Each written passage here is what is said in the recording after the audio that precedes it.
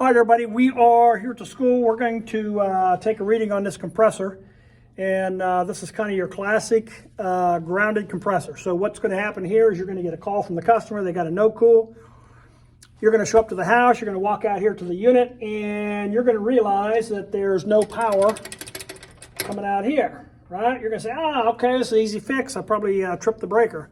You're going to go back in and you're going to reset the breaker. You're going to come out here, fire up the system, and immediately it trips the breaker back out. Okay, that's kind of the scenario that's going to happen.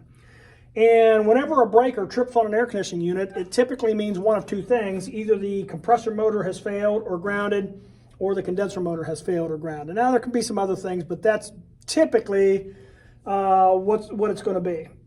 So our job here today is to define and to figure out which one of these motors have failed. So here's what we're going to do. Just like in the previous video when we were ohming out the compressor, we're going to do the exact same thing. We're going to try to find if these wires are shorted together or if something's going on with them. We've already identified these wires. This red one is run, this black wire is common, and again the yellow wire is start. So let's go ahead and take some ohm readings. I'm going to go common to run. Let's see what we get.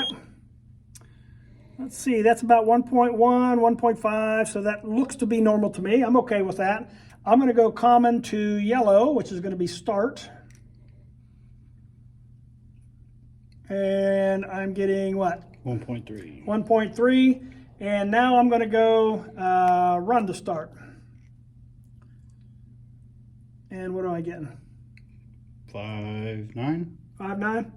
2.9, sorry. 2.9.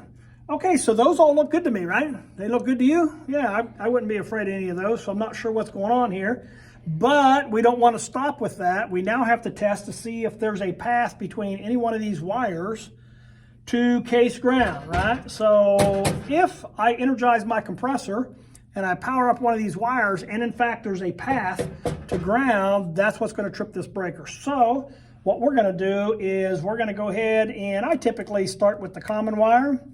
I'm going to take my meter and I'm going to connect it to the common wire. I'm going to take the other side of my ohm meter and I'm going to scratch it into the case somewhere, and I'm going to see if there's a path being completed. So, you know, the copper piping is a great place to put it. I'm going to see if I can get it up in here. Check that out.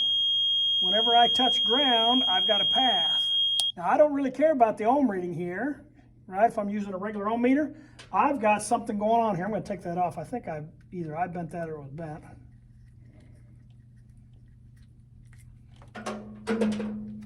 All right, let me do it again. I'm going to go to common. I just like to go to common because it's the common point between run and start. I'm going to scratch this in. I've got a path from common to ground, which is no good. I'm going to try one of the other wires. Let's see if I've got a path there, and I'm going to try this last wire. I'm now on start, and I've got to hold it over there. I've got it there. Now, actually, you could probably tell which one of these is shorted out. Let's do this again. I'm going to go common. What do we got? 5? 1.6. 1.6. Remember common 1.6. I'm going to go run.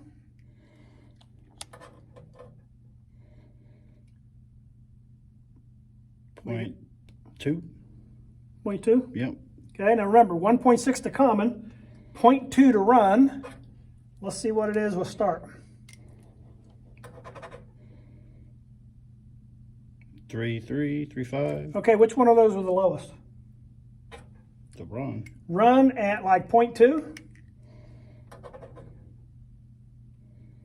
That's our shorted winding. Whenever you, it's not that you have to identify the winding, because if it's shorted to ground, it has failed. But you can determine which one it is by the lowest ohm reading. So when I connect to run and go to ground, I have the lowest reading there, so my run winding is shorted. All right, try it at home. Thanks.